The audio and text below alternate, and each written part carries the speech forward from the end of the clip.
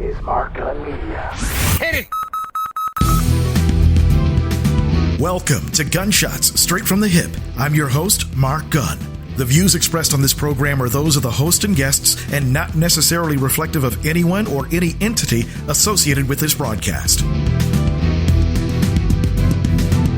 This episode brought to you by Before Your First Gig, an audiobook written by Steve Dustcircle and produced by Mark Gunn Media. If you're a beginning musician, this is a primer that you'll definitely want to hear. Tips and strategies for setting yourself up for live performances and paid gigs. Before Your First Gig by Steve Dustcircle. Available now on iTunes, Audible.com, and Amazon. Before Your First Gig by Steve Dustcircle. Produced by Mark Gunn Media. This episode, bent over for a bad deal. Your favorite musical artists and the record labels that almost broke them. We're going to be taking a look at some of the worst record deals ever signed by some of your favorite artists. One of the major headlines people are talking about in the world of entertainment is the lawsuit that rapper Megan Thee Stallion has brought against her record label, 1501 Certified Entertainment. Megan contends that the label is blocking her from releasing new music. Right now, she has a restraining order against them and has released her latest project, Sugar. The drama all started when she signed a management deal with Jay-Z's Roc Nation. When I finally got real lawyers and people around me that knew what they were talking about, it was like some things in my contract are just unconscionable in the state of Texas. So it's like, well, let's just fix the things that are wrong. The lawsuit is asking for at least $1 million and the termination of her contract. The suit alleges that the label engaged in fraud, breach of contract, and other violations of civil law. Megan Thee Stallion, whose real name is Megan Pete, says that she was taken advantage of and fraudulently induced into signing the contract. All right, so here's what's in it. And if you are or you know someone who's trying to get signed to a label, please listen closely. Megan got suckered into signing one of the most god-awful contracts an artist could ever sign, a 360 deal. This is a contract where a label takes a percentage of every stream of revenue that the artist generates. In Megan's case, she gets 40% of any profits her music makes. Her label gets 60%. Traditionally, that's a 50-50 split. Her lawsuit claims that her take is actually just 26% after a fee taken by 1501's distributor, 300 Entertainment. Her label also gets 50% of her publishing. A lot of artists get screwed in this way, and I've got more examples coming up. The label also gets 30% of her touring income.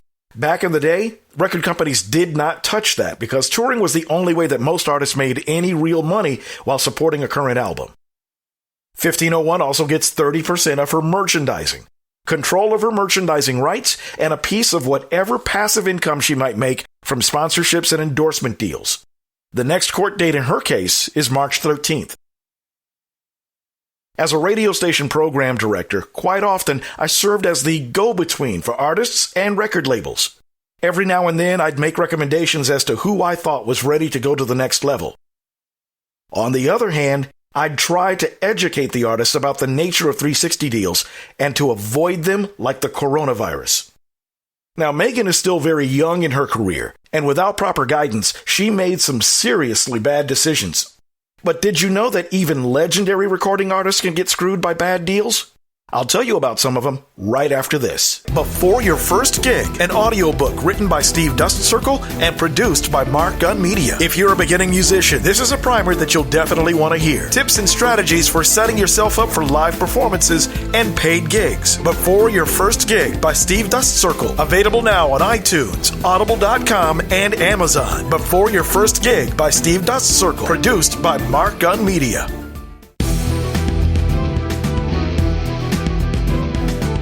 For downloads of this and past episodes and information about all the multimedia services we offer, log on to our website at www.markgunmedia.com. That's markgunmedia.com. Welcome back to Gunshots Straight from the Hip. I'm Mark Gunn.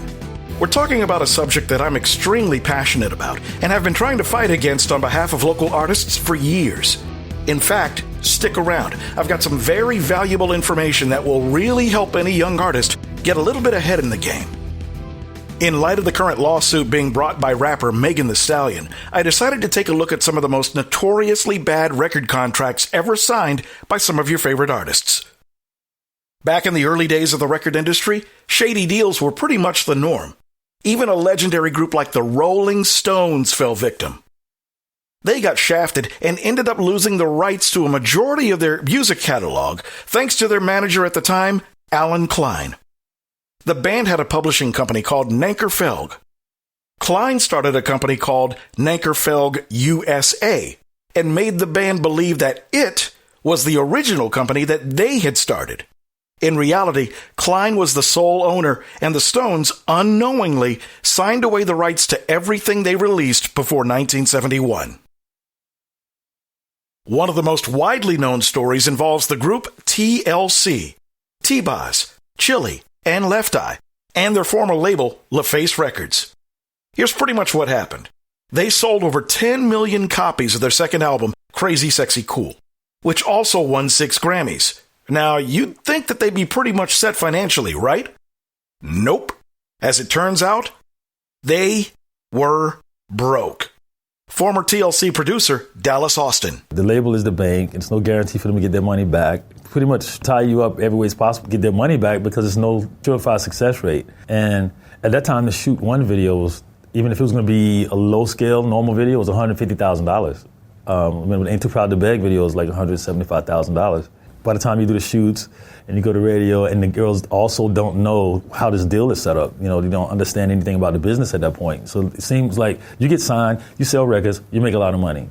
You know, and as the girls start to take off, you didn't really understand that, yeah, we're having success, but it takes more money now to be successful. And so by the time you do another video, and they're going to get better and better, then your balance is through the roof. And according to the deal at that time, you know, what you're supposed to get based off the deal, that wasn't enough. Considering a success. The deal was based off of no success, kind of, you know. All right, let's do the math. There are 100 points to every album. A point is a percentage of the sales of that album. 1 point equals 1%. TLC had 7 points on this particular album. At the time, each point was worth 8 cents.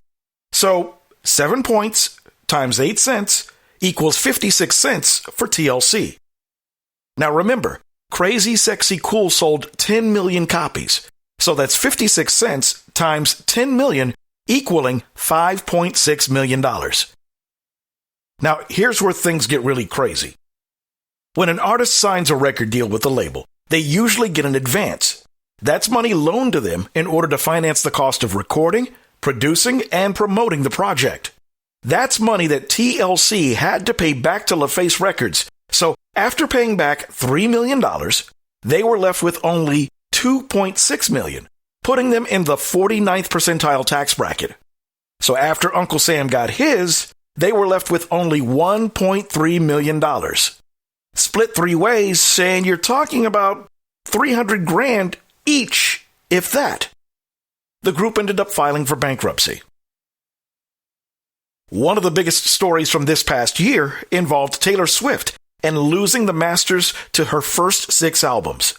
Her former label, Big Machine Records, sold them to Scooter Braun, a producer that she had beef with in the past. Swift, who signed to Big Machine at the age of 15, has sold more than 40 million albums for the company. Swift switched labels and signed with Universal Music Group in an effort to own her music moving forward. She has often spoken up for the rights of songwriters, even taking tech giants like Apple and Spotify to task for what she claimed were unfair business terms. According to Swift, the deal essentially prevented her from performing some of the biggest hits from those albums, and the label never gave her the opportunity to buy her masters. Coming up, an artist who spent years at war with his former label and wore his disgust on his face. Plus, I have some information designed to help new artists navigate the ins and outs of the music business. Right after this. If you're an advertiser, one of the most important things about getting your message out is actually standing out from the rest of the crowd. If you're listening to this program right now, this is where you'd hear your commercial. As an exclusive sponsor of Gunshots Straight from the Hip, your commercial is professionally produced and gets a longer shelf life based on your needs. Gunshot Straight from the Hip is a unique and compelling program unlike anything else in the marketplace. Episodes are available for download on iTunes, TuneIn, and MarkGunMedia.com. And depending on how you tailor your message, the potential for new and repeat customers is that much greater. Best of all, it's extremely cost-effective. If you'd like more information on how you can be a sponsor of this broadcast, call Mark Gun Media, Inc. at 502-407-0283. That's 502-407-0283. Or log on to markgunmedia.com. For downloads of this and past episodes and information about all the multimedia services we offer, log on to our website at www.markgunmedia.com. That's markgunmedia.com. Welcome back to Gunshots Straight from the Hip. I'm your host, Mark Gunn. We're talking about bad music industry deals and some of the artists that were victimized by them. The industry just wants to rate and take. Labels should do what's fair, and that's why the artists today are saying, record company. And they should. You'll want to stick around because I've got a very special offer that contains some information that will really help any young musician get ahead in the game. In addition to getting caught up in a really bad 360 label deal, where an artist pretty much goes into slavery for the record company, another big fight you're hearing more and more about is owning your actual master recordings. I told you about how Taylor Swift got screwed out of her first 6 albums, right? More and more artists and producers are speaking out about it, like Pharrell Williams. We work in a business where it is okay to own other people's masters. That's insane. That's like you owning my ID and telling me when I can and can't cross the street and when I can eat and, when I should pay my taxes. That's the business that we're in the music industry. Everybody should own their masters. If major labels want to do deals with artists to partner with them, great. Partner with me, but don't own me. One of the most prolific battles in music involved Warner Brothers and Prince. Back in the early 90s, you'll remember that there was a time where he wore the word slave on his face. The reason being that Warner Brothers wanted to control when he released new music, and they didn't want to give him his masters. It's obvious now that artists are supposed to own their master recordings.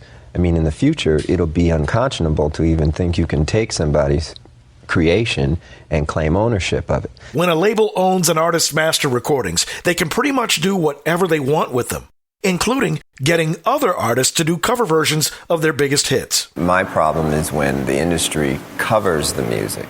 See, covering music means that your version doesn't exist anymore. A lot of times people think I'm doing Sinead O'Connor's song. Right. And Shaka Khan's song, when in fact I wrote those songs. And it's okay when my friends ask to do them, but there's this thing called the compulsory license law, which allows artists through the record companies to take your music at will without your permission. And that doesn't exist in any other art form, be it books, movies. There's only one version of Law and Order. Yes.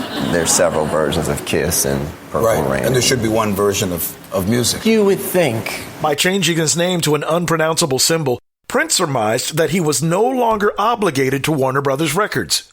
In the end, after releasing a bunch of hurried projects, he ended up getting his release from the label and complete ownership of his master recordings. A big change happened for me in year 2000 because I went back to using my name again.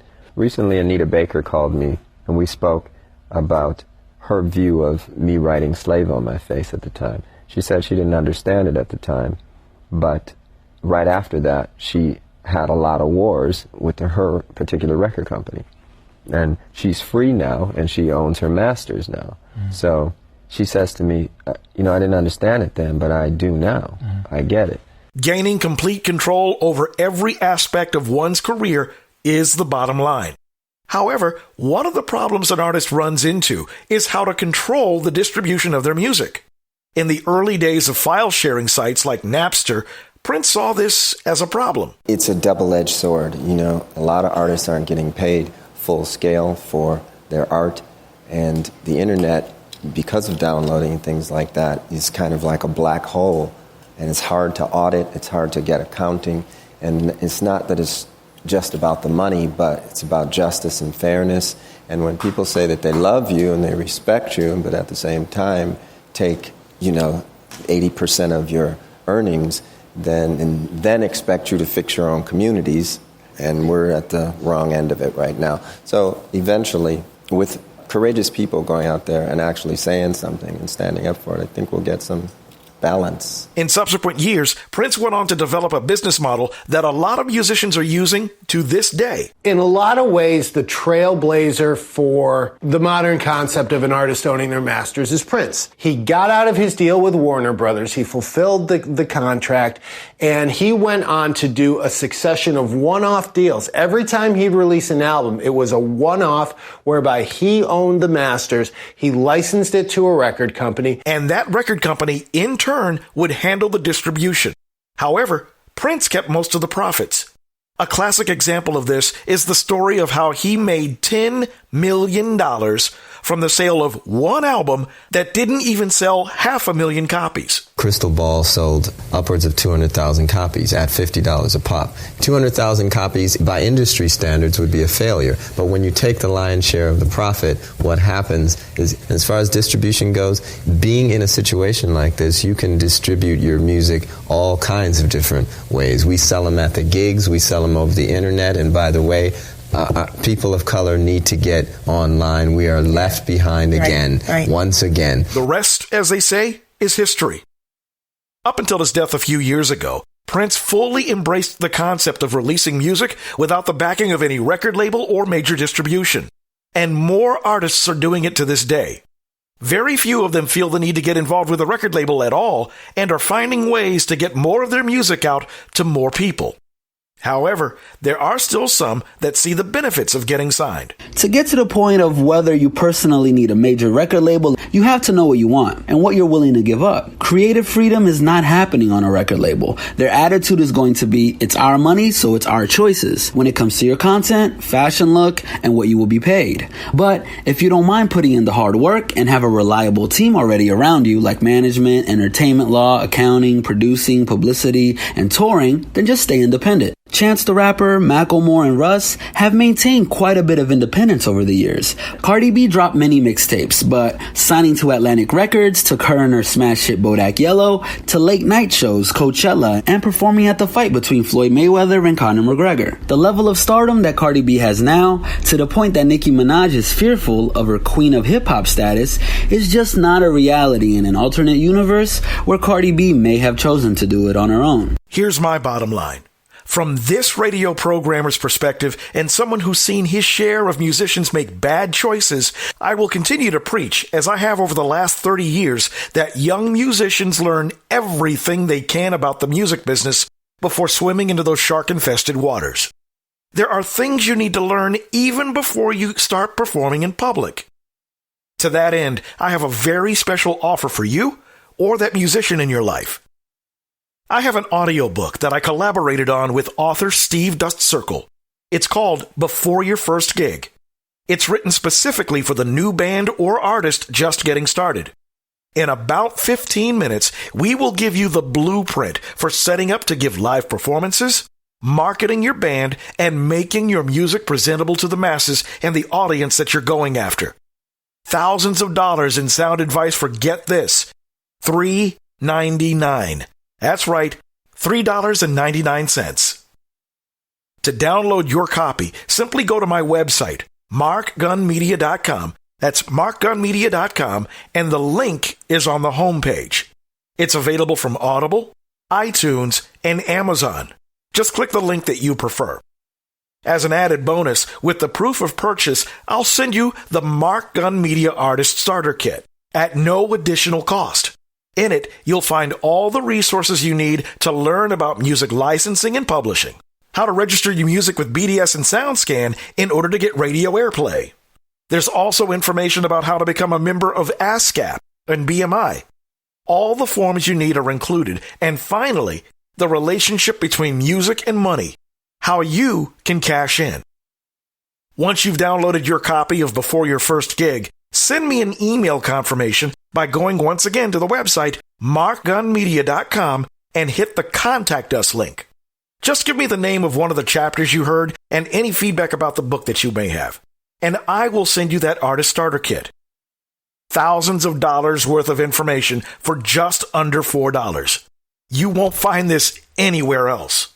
Remember, go to markgunmedia.com and download Before Your First Gig from the link on the homepage.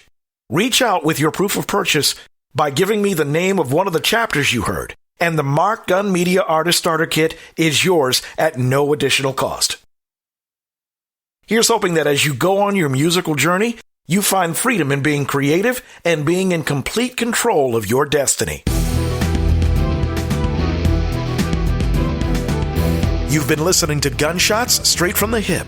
The views expressed are those of the host and guests and not reflective of any business entity or anyone associated with this broadcast. If you have any comments or want more information on how to be a sponsor, log on to our website at markgunmedia.com or call us at 502-407-0283. That's 502-407-0283. Thank you for listening. Mark Gunn Media. No hype, no hoopla, just damn good work.